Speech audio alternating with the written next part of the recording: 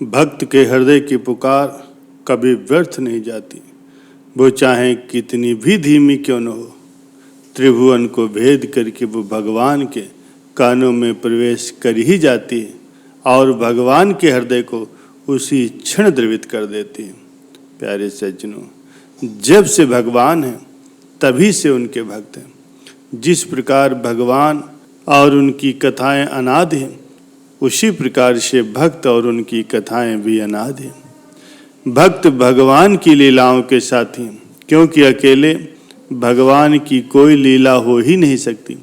इसीलिए भक्तों के चरित्र की गाथाएं मन को शांति प्रदान करती हैं और सांसारिक कष्टों से मुक्ति दिलाती हैं। प्यारे सज्जनों, ऐसे ही भगवान पांडुरंग और उनकी परम भक्त सुखुबाई थी। भगवान विट्ठल की भक्त सरल हृदया सुखुबाई महाराष्ट्र में कृष्णा नदी के तट पर कल्हड़ गांव में एक ब्राह्मण परिवार की वधू थी। उनके परिवार में कर्कश, दुष्ट, कुटिल और कठोर हृदय सास, ससुर और पति थे। सुखुबाई को सताने में कोई भी कसर नहीं रखते थे। भूखे पेट बगैर आराम के सुखुबाई अपना कर्तव्य समझ करके दिन रात काम किया करती थी, परंतु इतने पर भी उसकी सास बगैर 2-4 लात घूसे जमाए और उसको भला बुरा कहे संतुष्ट नहीं होती थी। वह इन घोर दुखों को अपने कर्मों का भोग और भगवान का आशीर्वाद मान करके सहती और सदा प्रसन्न रहती थी। भगवान श्री कृष्ण ने गीता में कहा है, मुझे वही भक्त प्रिय है जो सुख दुख को सम, क्षमावान और जिस भी प्रकार से शरीर का निर्वाह हो उसमें सदा संतुष्ट रहने वाला, इंद्रियों को बस में रखने वाला और मन बुद्धि को मुझ में समर्पित किए रहता। भक्त से कोई भी उद्विग्न नहीं होता और न ही वो स्वयं किसी से उद्विग्न होता।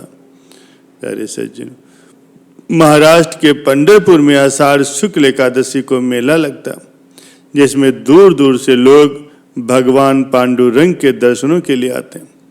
इस बार जब सुखुबाई नदी पर पानी भर रही थी, उसने लोगों को लाल पताकाएं लिए, पाँव में घुंघरू बांधे, विट्ठल विट्ठल का कीर्तन करते हुए पंढरपुर के मेले में जाते हुए देखा।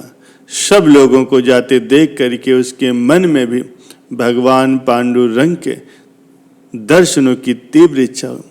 सुखू गांव की पड़ोसन को बता करके उस सत्संग मंडली के साथ ही पंढरपुर को चल दी।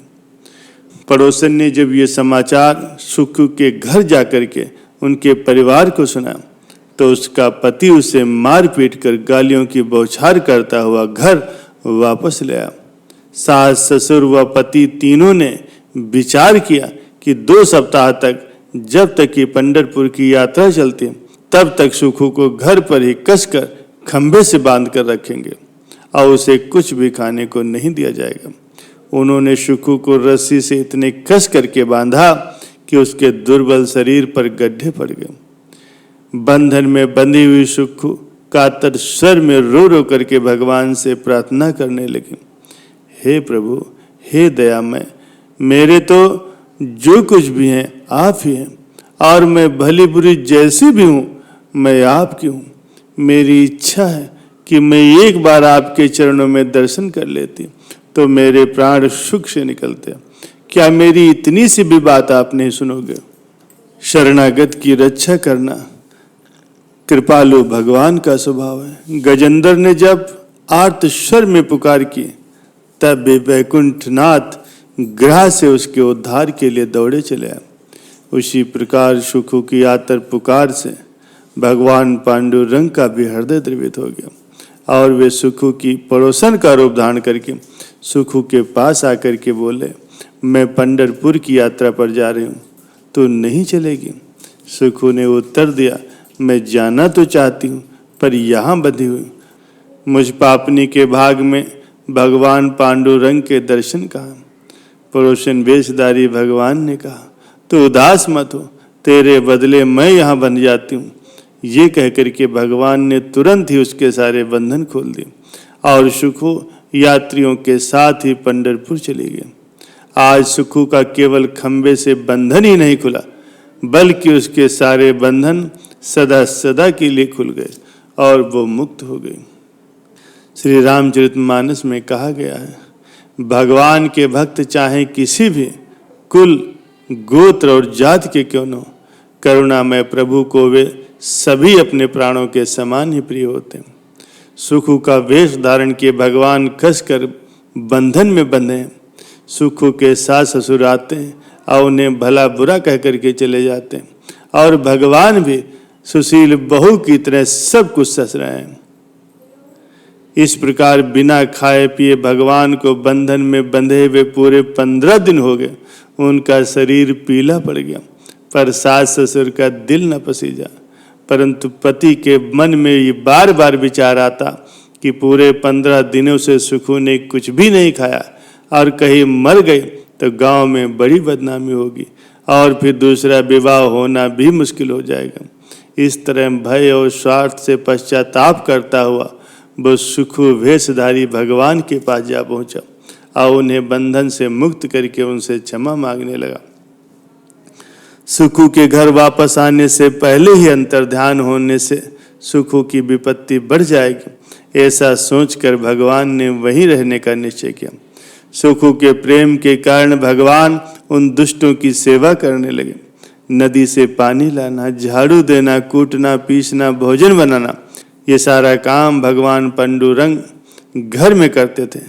एक आज्ञाकारी पत्नी की भांति भगवान स्नान करके रसोई बनाते, तीनों को भोजन कराते। उस भोजन का स्वाद और प्रभाव बहुत ही विलक्षण था। इसके फलस्वरूप सास ससुर व पति तीनों का व्यवहार सुखू के प्रति अनुकूल हो गया।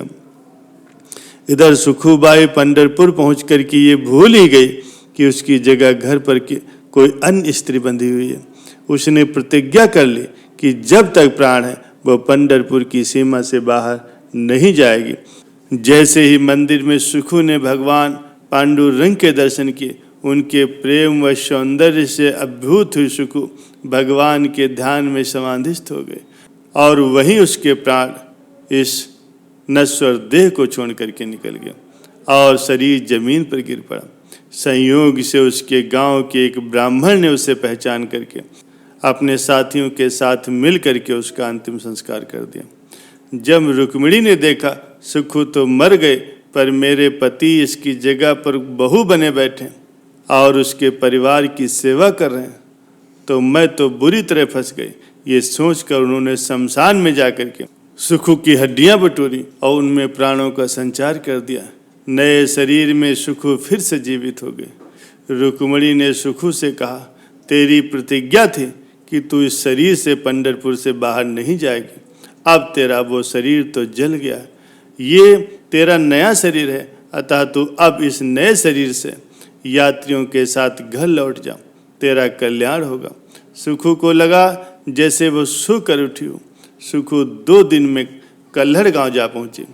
सुखू के गांव में आते ही भगवान पड़ोसिन का भेष धर करके घड़ा लेकर के नदी के तट पर सुखू से मिले। सुखू ने उनसे देख करके कहा, बहन मैंने तुम्हें बहुत कष्ट दिया।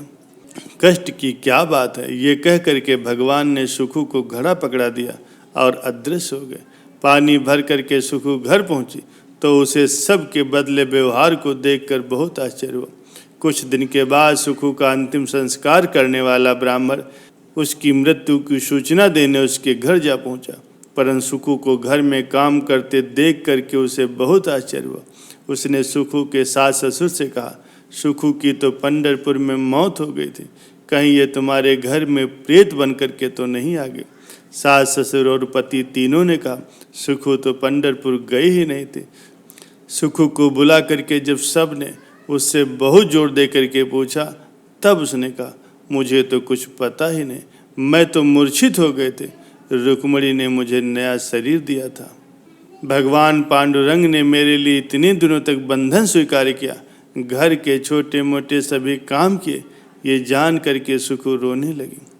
सास ससुर और पति ने पश्चाताप करते हुए उससे कहा, हम बड़े नीच हैं जो हमने साक्षात लक्ष्मीपति भगवान पांडुरंग को यहाँ इतने दिनों तक बांध करके रखा और उन्हें कष्ट पहुँचाया। तीनों का हृदय बिल्कुल शुद्ध हो गया और वे सुखुबाई का उपकार मान करके भगवान के भजन में लग गए।